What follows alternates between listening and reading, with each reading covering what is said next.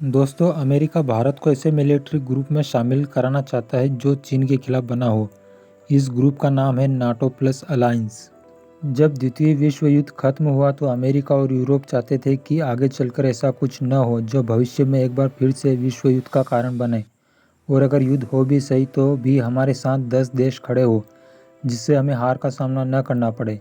क्योंकि second world war में Germany और जापान की हार से सबक सीख चुके थे कि अगर हर देश की राह अलग अलग होगी तो हमारा हाल भी वही होगा जो जर्मनी और जापान का हुआ है।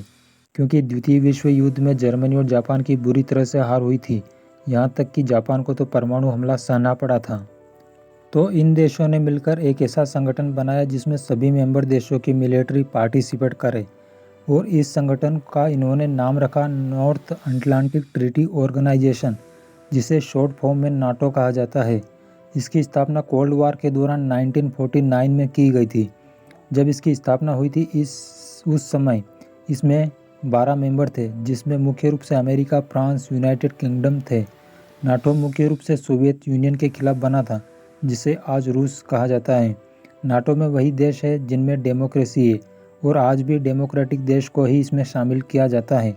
और इसलिए नाटो कंट्रीज रूस के खिलाफ है, क्योंकि रूस में डेमोक्रेसी नहीं है, यह एक कम्युनिस्ट कंट्री है। जिस प्रकार रूस के खिलाफ नाटो अलायंस बनाया गया, ठीक उसी प्रकार चीन के खिलाफ नाटो प्लस अलायंस बनाया गया है। क्योंकि चीन भी एक रूस से भी ज़्यादा कम्युनिस्ट और बड़ी बात विस्तारवादी वाला देश है। चीन ने इसी अपनी विस्तारवादी नीति के चलते पूरे तिब्बत समेत कई देशों के हिस्सों पर अपना कब्जा कर लिया है, और आज भी इसी नीति के चलते ताइवान पर कब्जा करना चाहता है। अभी नाटो प्लस में केवल 5 कंट्रीज़ है, और ये है Australia, New Zealand, Japan, south Korea और इजराइल।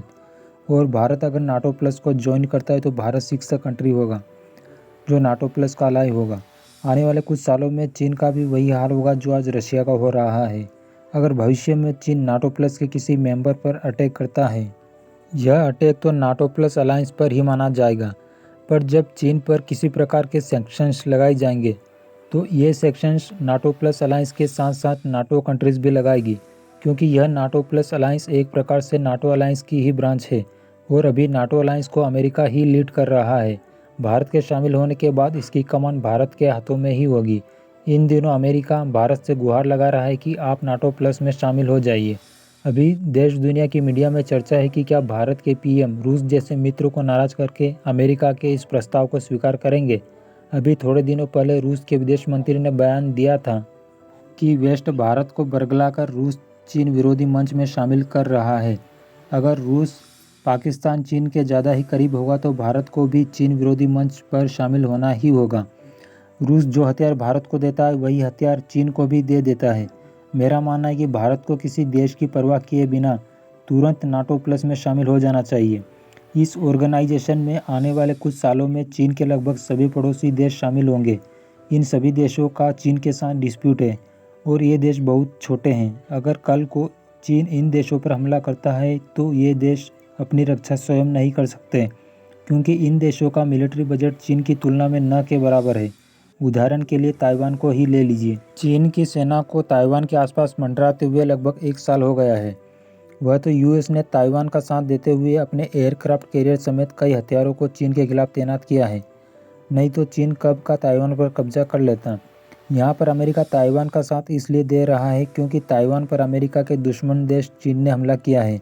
अगर यहाँ हमला करने वाला चीन के बजाय कोई और देश होता तो अमेरिका ताइवान का साथ कभी नहीं देता।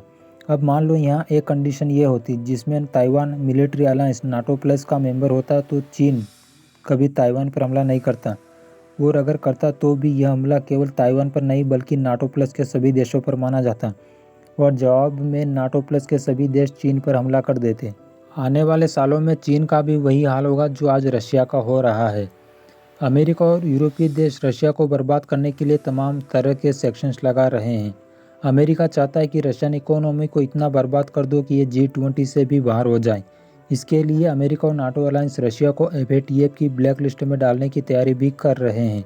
रशिया भारत का मित्र देश जरूर है, पर अमेरिका और यूरोपीय देश शत्रु भी नहीं है। भारत को रशिया और पश्चिमी देशों के बीच बैलेंस बनाकर रखना है। अमेरिका के दबाव के बावजूद भी भारत रशिया से ट्रेड जारी रखते हुए एक तरह से रशिया की मदद कर रहा है।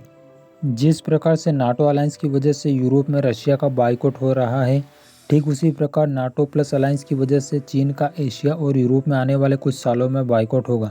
रशिया पर तमाम तरह के सैंक्शंस लगने के बावजूद भी रशिया की इकोनॉमी स्टेबल रहने का कारण है। रशिया बड़े पैमाने पर ऑयल और नेचुरल गैस का एक्सपोर्ट करता है, जिससे रशिया को इनकम होती है, जबकि चीन के पास मैन्युफैक्चरिंग के अलावा ऐसा कोई बड़ा पैमाने पर नेचुरल प्रोडक्ट नहीं है जिसे वह एक्सपोर्ट कर सके। एक बार NATO plus military alliance well established हो जाए, उसके बाद चीन की इकोनॉमी बुरी तरह गिरेगी। बस ज़रूरत है भारत बिना देरी किए नाटो प्लस का हिस्सा हो। अमेरिका भी अच्छी तरह से जानता है कि अगर चीन को काउंटर करना है तो भारत का साथ जरूरी है। भारत के शामिल होने से इस ग्रुप की ताकत कई गुना बढ़ जाएगी। इस वीडियो में इतना ही।